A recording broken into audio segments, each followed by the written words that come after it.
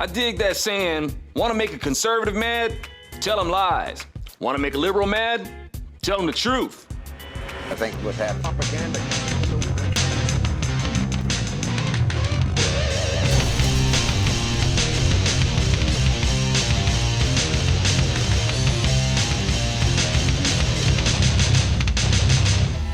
Tamera Housley has opened up about bigoted hate mail she's been receiving, and around Martin Luther King Day to boot. And you know why the left-wing media isn't outraged about it? Because this hate mail ain't coming from those right-wing Tea Party conservative Republican types. It's coming from those progressive liberal Democrat, I voted for Obama because he's black, but I'm not a racist types. The hypocrisy of these people is amazing. They claim to hate racism, yet hate when blacks and whites fall in love. They curse people like Tamera and Adam, but were sold out for biracial Obama. Weird, ain't it? But as I keep saying, the Democrat Party was built on racism. They hated amalgamation then, and many hate it now. I know liberals like to think that the Democrat Party has changed. Not really. I know how Tamera feels. Here in liberal California, my wife and I get the daggers, unfortunately, mostly from people in the black community. I've gotten comments like, you just married her because you just wanted one of them submissive white girls. You couldn't handle a strong black woman. Let me explain something about my so-called submissive and yet somehow racist Republican wife. It wouldn't be a good idea for me to try to bully her, being that her family is mostly those right-wing pro-Second Amendment types. Her dad's a gun-loving Vietnam vet, and her favorite uncle was one of those notorious biker gangsters. He cleaned up his act though. And she's got a big close-knit family. So this silly notion that she's my submissive little white girl is just that, silly. And her big right-leaning family has always been very gracious. And that's pretty much how we're received by people who lean to the right. However, for these so-called progressives who can't seem to progress beyond the Jim Crow era, that's another story. These people have a twisted, contradictory, and hypocritical worldview. And this is why it doesn't carry much weight when they insist that Martin Luther King wasn't a Republican. You want to make a liberal snort fire? Tell them Martin Luther King was a Republican. They'll just about call the cops on you for saying that. It's inconceivable to them and totally ridiculous to think that Martin Luther King could have possibly been a Republican. First, they start making the case and start justifying his more communistic worldview. Well, we didn't say that Martin Luther King was a conservative. We said he was a Republican. We got Republicans today that don't exactly stand by the platform. And I know I've repeated this stuff a bunch of times, but somebody's got to do it. It obviously works for liberals to repeat a lie a bunch of times until people believe it. Imagine what would happen if you repeated the truth a bunch of times. Just a thought. MLK went to Morehouse College, founded by Republicans. MLK saw schools desegregated by Republicans like Eisenhower. MLK was fighting against Jim Crow, instituted by Democrats. MLK was harassed by the KKK, who were founded by Democrats. MLK saw church bombings by Democrats. MLK saw the beatings and dogs and hoses used by Democrats. MLK saw the Civil Rights Act voted against by Democrats, included being voted down by LBJ and JFK.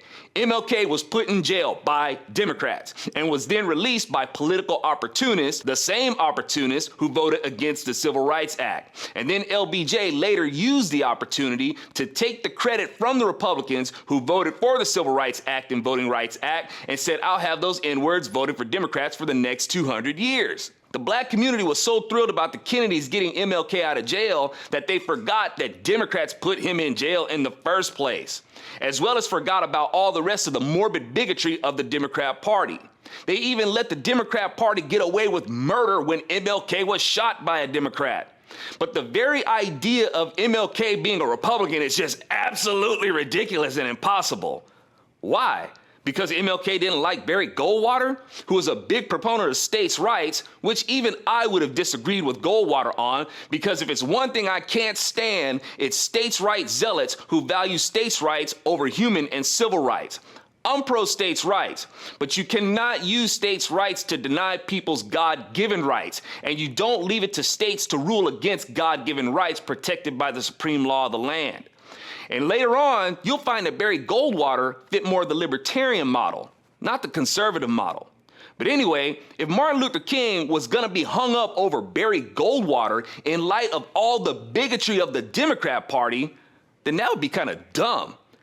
Liberals try to make this claim that the parties switch side, and I talk about this at length in my audiobook, Weapon of Mass Destruction. So the Democrats and Republicans switch sides. Okay, the Democrats who hated the Republicans with over 100 years of passion all of a sudden said, okay, let's be Republicans. No, the Dixiecrats went back to the Democrat Party, save a couple. That's not enough to say that there was some big switch. And then, where did the Republicans who had been fighting these hateful Democrats go? Did they just evaporate? Because they most certainly didn't become Democrats. So there was no mutual switch. The Democrats that were swayed by the so-called Southern strategy were appealed to with Christian values and saw institutionalized racism as wrong. They left the bigoted Democrat Party and became Republican. That's why there is no more institutionalized racism in the Southern states that Democrats used to rule. Now those states are Republican and institutionalized racism is gone. There's social racism, sure, but no institutionalized racism. And voter ID is hardly institutionalized racism. Compare that to the tax and test and intimidation tactics used by the Democrats with the KKK to keep the blacks from voting. You ought to feel kind of foolish trying to call voter ID racist policy. So what if Barry Goldwater did supposedly use some Southern strategy to attract Democrat bigots to become Republicans? It obviously wasn't enough because those acts were still passed with Republican support. So it doesn't make sense that a whole bunch of racist Democrats would want to be in the Republican Party, the party that passes the Civil Rights Act and Voting Rights Act and ends Jim Crow. And the Democrat-run news and entertainment media and education system has made Republicans feel like this is something they had to be sorry for. Meanwhile, the Democrat Party has never owned up to being the actual culprits of institutionalized racism in America. But one Barry Goldwater ruins it for the Republican Party while all the evils of the Democrat Party is dismissed. And you know the Democrat Party was evil because you're mad about Barry Goldwater supposedly attracting them. I just think it's bizarre that liberals think that Barry Goldwater, who had close ties with the NAACP, was able to pull a bunch of hardened, bigoted Democrats who hated Republicans into the Republican Party by waving some racist carrot in front of the donkey's nose. No matter what, there is nothing the Republican Party has ever done to the black community that even comes close to the evil of the Democrat Party, then or now.